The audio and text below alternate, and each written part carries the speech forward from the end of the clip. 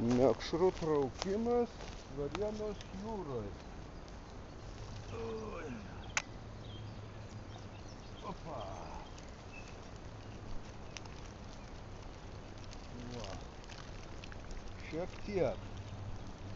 Katinų nebijau. Traukiau, kol kibo normaliai.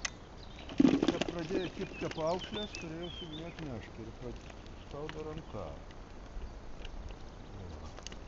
Pasversim. Nepažeidėm zakonų.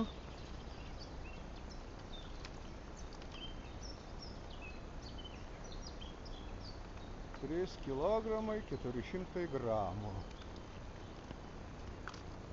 Dzūkiškų mekšrų iš Varėnos jūros. Va taip. Va su šito 5 metrų meškerytė. Va.